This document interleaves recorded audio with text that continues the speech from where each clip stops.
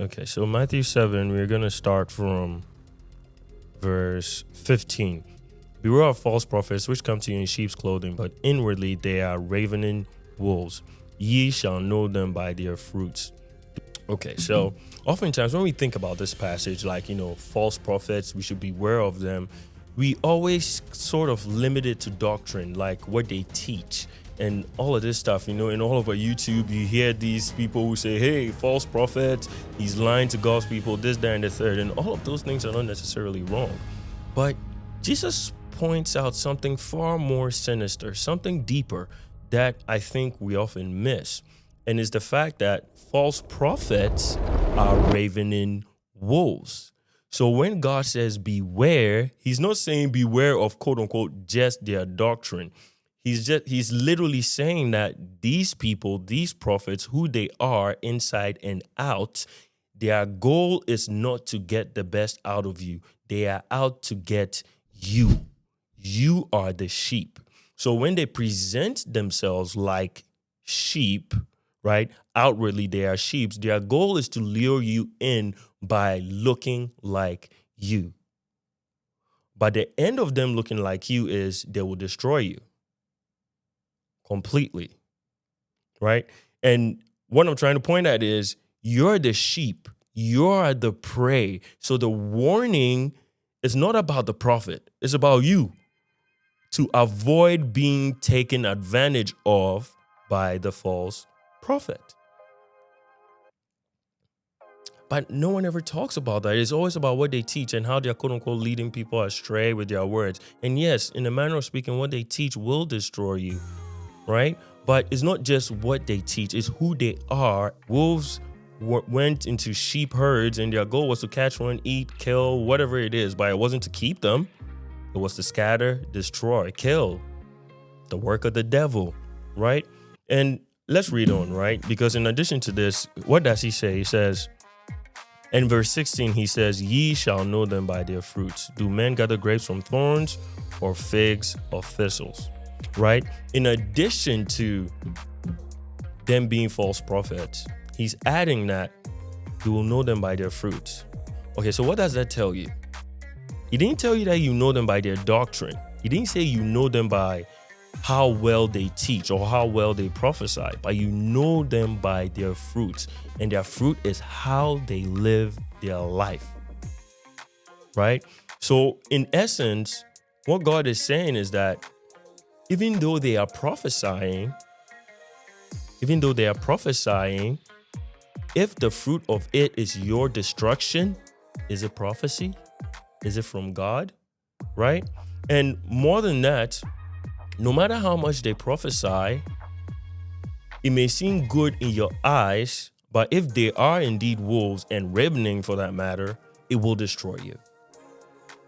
It will destroy you. It may be quote unquote good doctrine. It may be quote unquote whatever else that it may seem, but if their fruits are not congruent with the character of God, even if they tell you that you're going to be a billionaire tomorrow and it actually comes true, they are still destroying you. Let's go a little bit farther. And at the end of it, it says, wherefore by their fruits ye shall know them. So he's basically saying a prophet is not a function of what he says. A prophet is a function of who he is.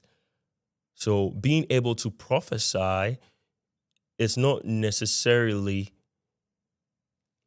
what the essence of quote unquote a true prophet is. Not being able to say what is true is not what makes a prophet, but their lifestyle, their character. A classic example, Samuel. He was a true prophet, even to the point where he said, if I have stolen anything from anyone, please come and show me. Integrity, character, showing the things that are characteristic of God, their fruits, right? So Jesus is trying to draw attention to something.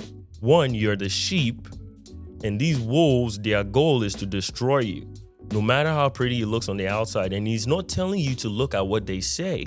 He's telling you to look at who they are, how they live their lives. That's the true representation or the true test of a prophet, if you may.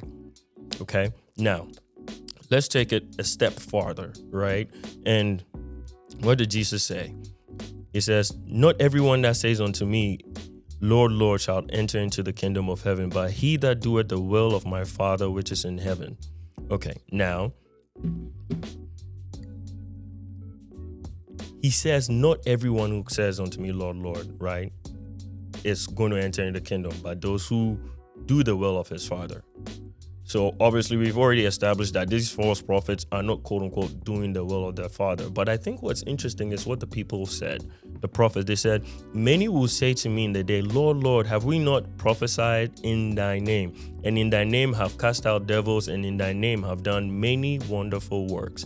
And he says, and then I will profess unto them, I never knew you. Depart from me, ye that work iniquity. Now, think about this perspective, because he's not just saying that they were living, quote unquote, a double life. He's lumping everything that they did, the wonderful works, the prophecies, all as iniquity. Workers of iniquity. So even if they prophesied the truth, iniquity. Even if it was a wonderful work, iniquity. What does it tell you? What does that tell you? You cannot give out what is not within.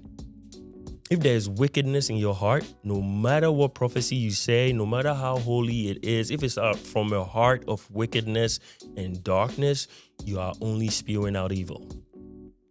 And no one is going to benefit from that. If anything, it will seem like sustenance or a good life for a time. But trust me, if it's coming from the heart of a wicked false prophet who bears no fruit of the Spirit, i.e. good works, character, and good behavior, not out here doing wild stuff, then false prophet, he will destroy your life.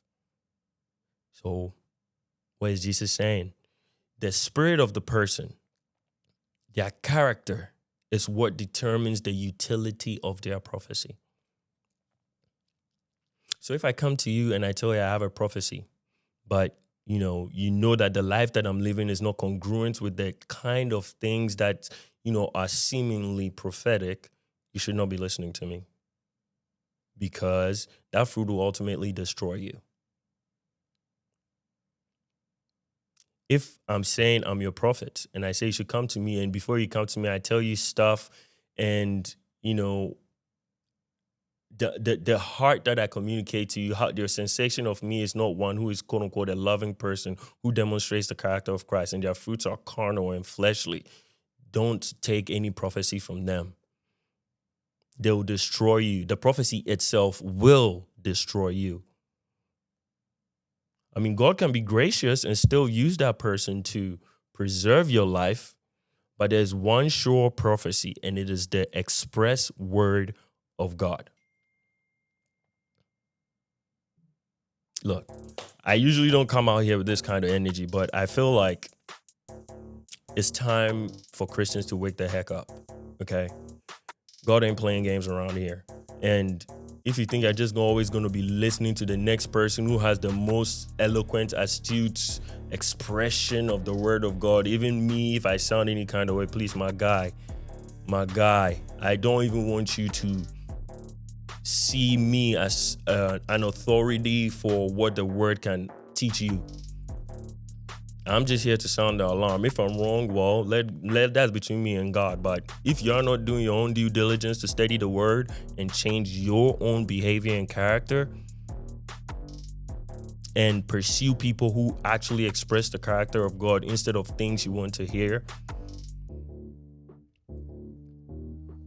Anyway, look, I've rambled on for a while, but this is what my heart and I desire for all of you to hear from this. 1, prophets are not people who can tell you things you don't know alone, or tell you the future of things that you don't know alone. Okay?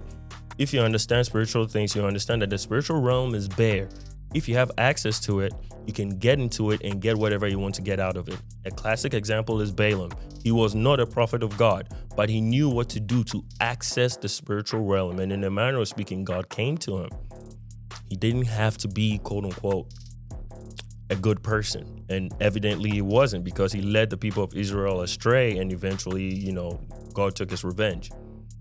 So the spiritual realm is exactly that, is bare. So knowing things, seeing the quote unquote, saying things that will happen in the future does not make a man, quote unquote, a prophet of God, a true prophet.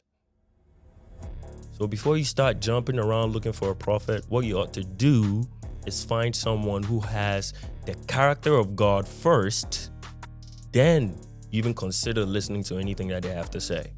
Because if they don't have the character of God, their words are exactly that, destructive, poisonous words that will destroy you utterly and completely. And that's exactly what the devil did in Genesis. He gave them, quote unquote, a word, right? And part of it was true, but it was that part that wasn't that destroyed them. So it's not about the word, it's about who is coming from. And if the heart of that person is with God, then you can trust what comes with it. But if there are parts of their life that is incongruent with God, they may bring that 2% truth, or maybe even 90%, but that 10% that is not from God will destroy you. Just like it did Adam and Eve, and we are all suffering it today. So I'll just wrap it up with that. God bless you. Don't get me wrong, I love prophets. I have a lot of people who I'm close to who are actual prophets, but I'm not unwise. I read my Bible every day. I try to discern God's mind before whatever God puts in the mind of any other man. So hopefully you've learned something, and God bless you. Sorry, I usually am more calm and put together, but this one was pressing too heavy. So God bless you guys.